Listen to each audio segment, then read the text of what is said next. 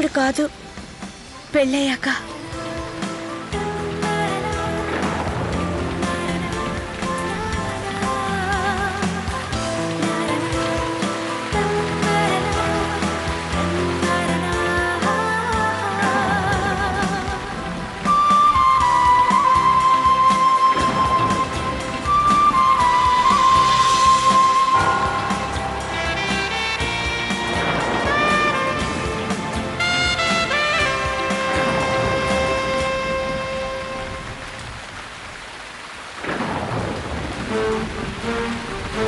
పరిస్థితి నా చేయి దాటిపోకముందే అమ్మతో లవ్లీ నేను ప్రేమించుకున్న సంగతి చెప్పాలి.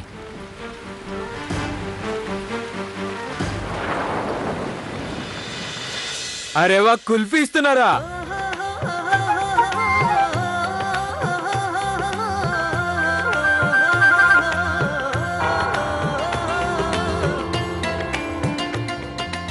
Thank you పెద్దదినా.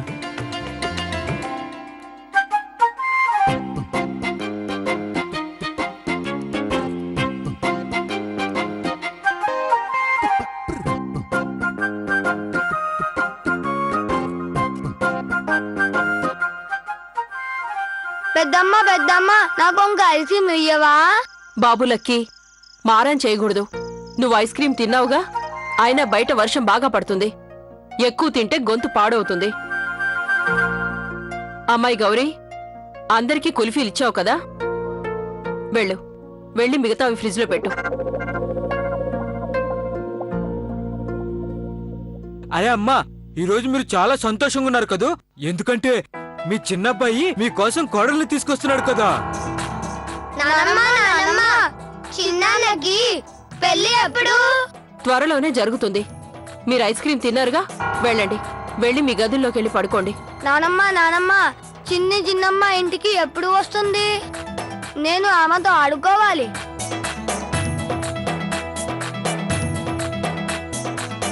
Annu, lucky, Babli అందరూ వినండి.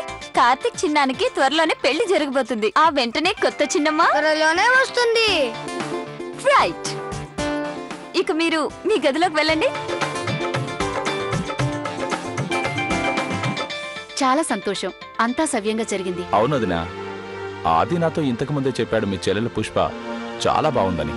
చూశారు కదండి, పుష్ప అందరికీ బాగా నచ్చింది. అయినా ఎందుకు నచ్చదు? తన గుణగణాలు అలాంటివి. అర్థమైంది గౌరీ, కానీ అదే విషయాన్ని మళ్ళీ మళ్ళీ చెప్పటం అవసరం అంటావా? నేననుకుంటుంది ఏంటంటే, సంబంధం నిశ్చయం అయ్యాక పెళ్లి త్వరగా జరిపిస్తే బాగుంటుంది. మేం రేపు ఉదయమే ఇద్దరు జాతకాలు తీసుకెళ్లి పంతులు గారికి చూపించి ముహూర్తాలు పెట్టిస్తాం. ఏమంటారు? మేమెప్పుడైనా మీ మాటను కాదన్నావా? చెప్పండి.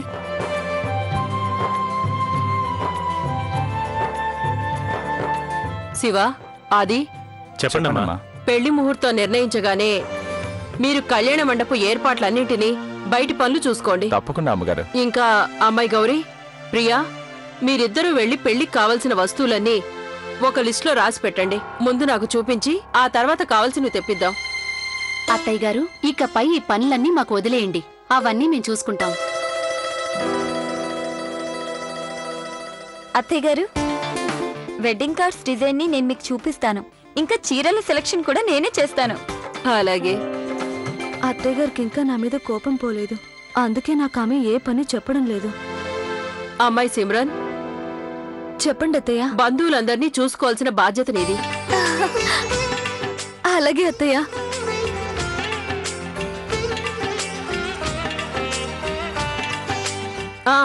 ఇంకో విషయం, ఈసారి నువ్వు అబద్ధపు సాయం తీసుకోవద్దు.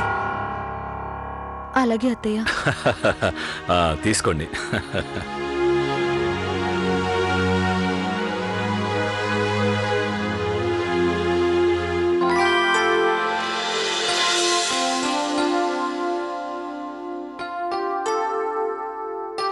అమ్మా లవ్లీ, ఒకసారి ఇలా రామ్మా.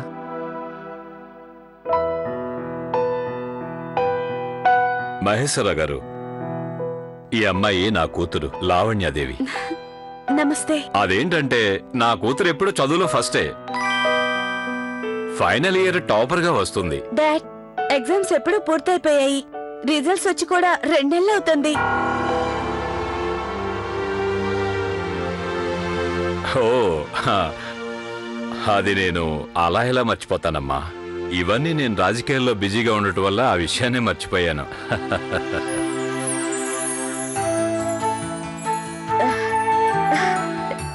ఎక్స్క్యూజ్ మీ డాడ్, నేను ఇప్పుడే వస్తాను. అలాగే తల్లి, వెళ్ళు వెళ్ళు. ఆయమ్మా ఇలా పక్కకురా. ఆయమ్మా, ఇప్పుడు నేను ఒక ముఖ్యమైన విషయం చెప్పాలి. సరే చెప్పు తల్లి. ఆ కార్తీక్ ఉన్నాడు కదా, నేను ప్రేమిస్తున్నానని చెప్పాను. అతను కూడా నన్ను ప్రేమిస్తున్నానన్నాడు. నిజంగా? నేను చాలా సంతోషంగా ఉన్నాను.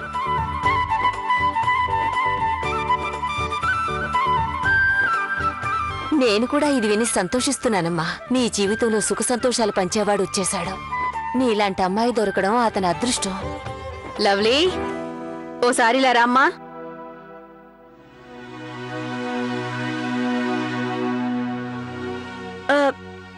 చెప్పమ్మా.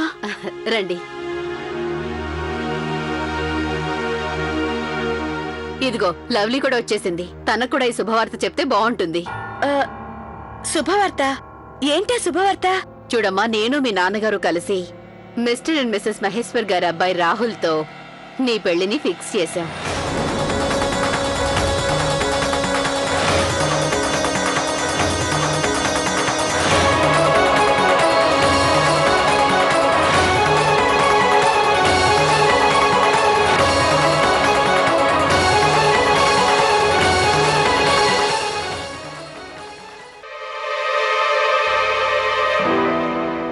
అదిగో చూడండి చూడండి, కాబోయే పెళ్లి కొడుకు వచ్చేసాడు.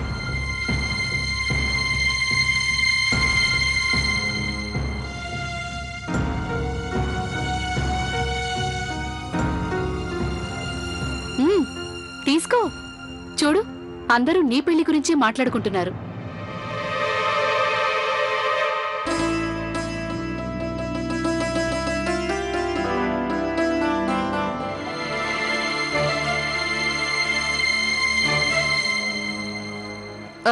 అమ్మాయి గౌరీ, నువ్వు మీ చిన్నాన్న గారికి ఒకసారి చెప్పు, రేపు మన కార్తీక్ పుష్పను కలుస్తాడని.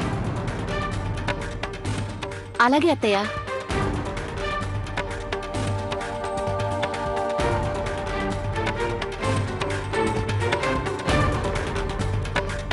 అమ్మా, నేను నీతో ఒక ముఖ్యమైన విషయం మాట్లాడాలి.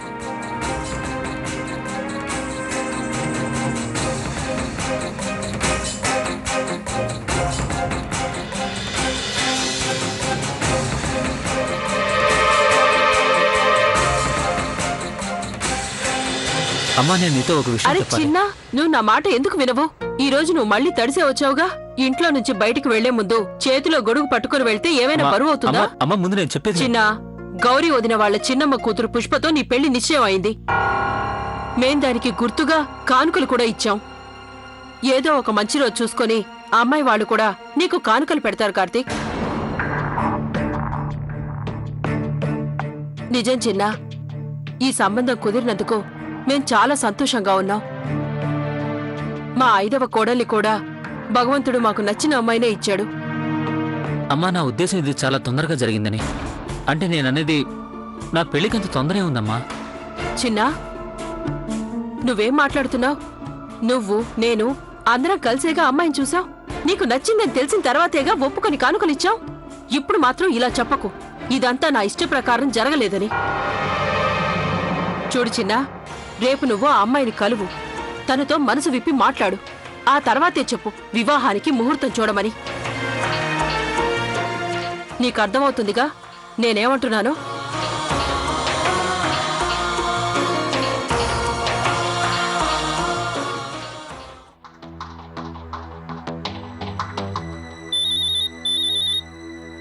హలో. హలో మోక్ష, లవ్లీని మాట్లాడుతున్నా. హాయ్ లవ్లీ, ఎలా ఉన్నావు? అస్సలు బాలేను. మోక్ష, నాకిప్పుడు నీ హెల్ప్ చాలా అవసరం. నాకు విషయం చెప్పు.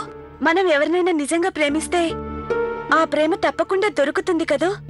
అయ్యో రామ, పోయి నన్నే సలహా అడుగుతున్నావా?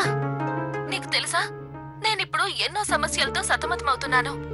పూర్తిగా మునిగిపోయాను. ఇప్పుడు ఈ పరిస్థితుల్లో నీకే సలహా ఇవ్వను. అసలేం జరిగింది? నీకు తెలుసా, ఆ దుష్టుడు రాక్షసుడు మళ్ళీ వాడొచ్చేశాడు. అరే వాడే, అదే ఆ పెళ్లి కొడుకుని ఇంటి నుంచి తరిమేశాను కదా. కానీ ఇప్పుడు మా వాళ్ళందరూ ఆ దుష్ట రాక్షసుణ్ణి దేవుడని అనుకుంటున్నారు. చాలా బాగా నాటకాలు ఆడుతున్నాడు. వాడి సంగతి నాకు బాగా తెలుసు. వాడు ఒక పెద్ద దొంగ. కానీ నేనలా ఎన్నటికీ జరగనివ్వను. వాడు నాకు అఖిల్కి ఉన్న రిలేషన్షిప్ ని పాడు చేయాలని చూస్తున్నాడు. నాకు చాలా భయంగా ఉంది. ఏం చేయాలో అర్థం కావడం లేదు. లేదు మోక్ష, నువ్వు భయపడాల్సిన అవసరమే లేదు.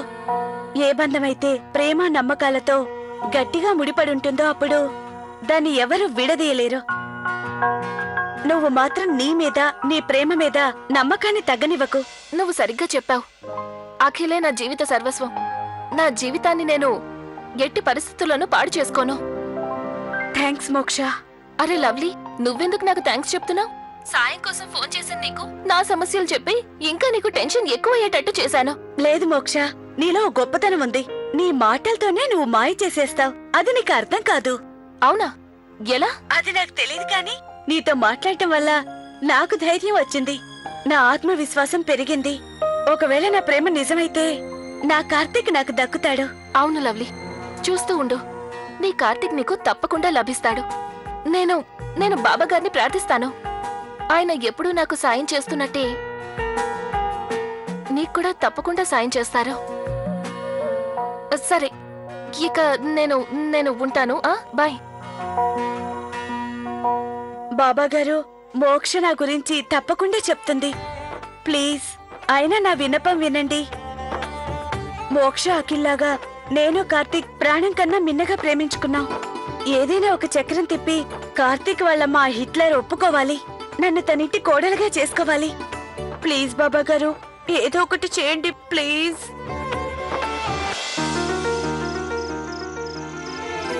ఐడియా. నువ్వు వెళ్ళి పుష్పతో మాట్లాడు. పుష్పతో మాట్లాడాలి. ఆ వదిన, మీరు కూడా ఇలాగే చెప్తున్నారేంటి? జరిగిందంటే తెలిసాక కూడా ఏంటి వదిన మీరు కూడా? కార్తీక్, నేను అర్థం చేసుకోగలను, కానీ నువ్వు కూడా కాస్త ప్రశాంతంగా ఆలోచించి చూడు. నా మాట విను కార్తీక్, జరిగిందంతా మన మంచిగా జరుగుతుంది. నువ్వు ఒకసారి ఇలా కూడా ఆలోచించి చూడు. పుష్పాన్ని నువ్వు కలవటం దేవుడి వరం అనుకో. ఆ దేవుడు నిన్ను కరుణించాడు అనుకో కార్తీక్. నువ్వు ఆ అమ్మాయిని హాయిగా కలు. తనకు జరిగిందంతా వివరంగా చెప్పు. నేను అనుకోవడం ఏంటంటే ఆ అమ్మాయి అంతా విన్నాక నీతో పెళ్ళొద్దని చెప్తుంది. ఇలా చేస్తే కొంతకాలం వరకు నీ ప్రాబ్లం సాల్వ్ అయినట్టే. ఒకవేళ అంతా విన్నా కూడా మీ పెళ్లి వద్దనకపోతే అప్పుడు? అరే, ఎందుకు వద్దంది కార్తీక్? ఎంత లెక్క పెట్టినా మీరిద్దరూ కలిసింది ఒక్కసారే కదా, అది కూడా ఫ్యామిలీ మెంబర్స్ అందరి ముందు. ఇంకా ముఖ్యమైన విషయం, ఆ అమ్మాయి నిన్ను ప్రేమించలేదు కదా, అలాంటప్పుడు బాధ లేదు.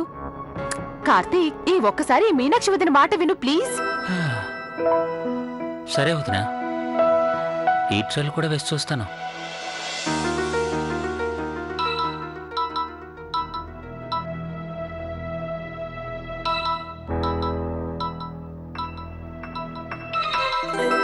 అరే కార్తీక్, చిన్న గారి ఫోన్ రింగ్ అవుతుంది. నేను వెళ్ళి చెప్పొస్తాను మీ ఫోన్ రింగ్ అవుతుందని. ఓరి దేవుడా, ఏదైనా గొడవ జరగలేదు కదా? ఇప్పుడేం చేయను? కార్తీక్ చిన్న, మీ ఫోన్ రింగ్ అవుతుంది, త్వరగా వెళ్ళండి. ఆగాగాగాగు లక్కీ, ఏంటి విషయం? కార్తీక్ బాబాయ్ని ఎందుకు వెతుకుతున్నావు? అదేంటంటే చిన్న రూమ్ లో తన ఫోన్ రింగ్ అవుతుంది, అందుకని. సరే, ఇక నువ్వు వెళ్ళు. లక్కీ, ఏమైంది నానా? కార్తీక్ చిన్న రూమ్ లో తన ఫోన్ రింగ్ అవుతుంది. మంచిది, నువ్వు నీ గదిలోకి వెళ్ళు. చాలా పొద్దుపోయింది కదా, ఇక వెళ్ళి పడుకో. అమ్మాయి గౌరీ, అత్తయ్య, ఈ బట్టలు ఎందుకు ఇక్కడ పెట్టారు? తీసుకెళ్లి గదిలో పెట్టు. అలాగే అత్తయ్య.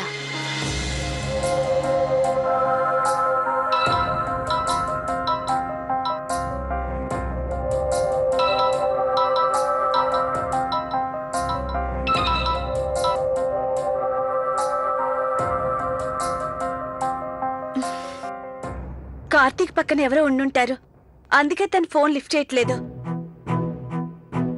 ఓ పని చేస్తాను, ల్యాండ్ లైన్ నుంచి ఫోన్ చేస్తాను.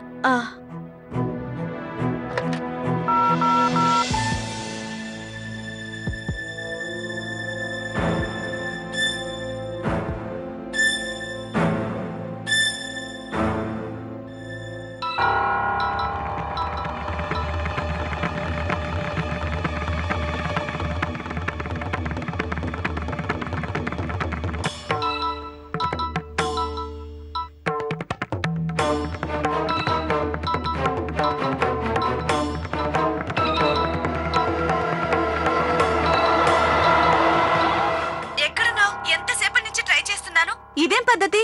ఫోన్ ఎందుకు రిసీవ్ చేసుకోవట్లేదు? నేను నీతో ముఖ్యమైన విషయం మాట్లాడాలి. మా అమ్మ నాన్నలు నా పెళ్లి మరొకరితో చేయాలనుకుంటున్నారు. నాకు చాలా భయంగా ఉంది, టెన్షన్తో వణుకొస్తుంది. సరే చెప్పు, నువ్వు మీ అమ్మ నాన్నలతో మన ప్రేమ గురించి చెప్పావా లేదా? హలో, ఎవరు మాట్లాడుతున్నారు? అది నేను ఏంటంటే? అరే, అది ఇది నేను ఏంటి? నీ పేరేంటో సూటిగా చెప్పు. అయినా నువ్వు మా కార్తీక్తో ఇలా మాట్లాడుతున్నావంటే ఇంతకు నువ్వెవరు? ఓ గాడ్, మహారాణి గారు ప్రశ్నలు వేస్తున్నారు. కొంచెం తేడా వచ్చినా ఉరికమ్మ ఎక్కించేస్తారు. అరే, నువ్వు ఇంతసేపు ఏదో ఒకటి వాగుతూనే ఉన్నావు కదా, ఇప్పుడెందుకు జవాబు చెప్పట్లేదు? నువ్వు ఏ నంబర్కు ఫోన్ చేసావు? అది ఆంటీ, ఇది రాఘారావు గారి ఇంటి నెంబరేనా? రాంగ్ నెంబర్కి ఫోన్ చేసావు. I'm so sorry. సారీ. ఇక ముందు ఫోన్ చేసేటప్పుడు జాగ్రత్తగా నెంబర్ చూసుకో, అర్థమైందా? అలాగే ఆంటీ, తప్పైంది. సారీ.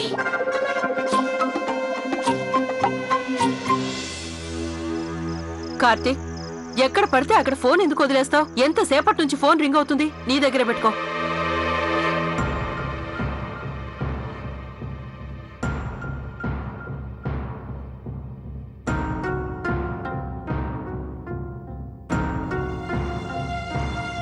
కొంపదీసి అమ్మ లవ్లీ పేరు మిస్ కాల్లో చూడలేదు కదా?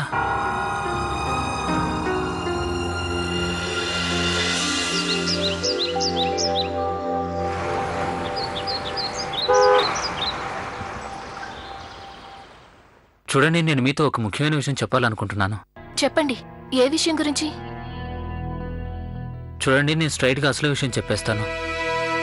మన ఇద్దరి పెళ్లి విషయం అనేది అపార్థాల వల్ల అనుకోకుండా ఇంత దూరం వచ్చింది. నేను ఇంతవరకు పెళ్లికి ఒప్పుకోలేదు. మీ మనసు నొప్పించడం నా ఉద్దేశం కాదు. కానీ నేను ఈ పెళ్లి చేసుకోలేను, ఎందుకంటే నేను మరో అమ్మాయిని ప్రేమిస్తున్నాను.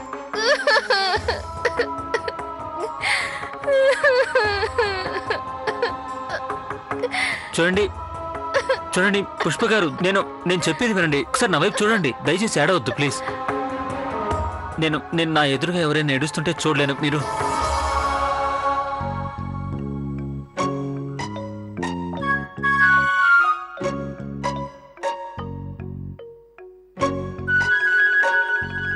మీరు ఈ పెళ్లి వద్దన్నందుకు మీకు చాలా చాలా థ్యాంక్స్ కార్తిక్ గారు. నేనేమనుకున్నానంటే, నా మాటలు విన్నాక మీరే ఈ పెళ్లి చెడగొడతారని. లేదండి, లేదు, నేను అలా చెయ్యలేను. ఎందుకంటే మా అమ్మా నాన్నలు నన్ను అలా చెయ్యనివ్వరు. నిజం చెప్పాలంటే కార్తిక్ గారు, నాకు మిమ్మల్ని పెళ్లి చేసుకోవడం ఇష్టం లేదు.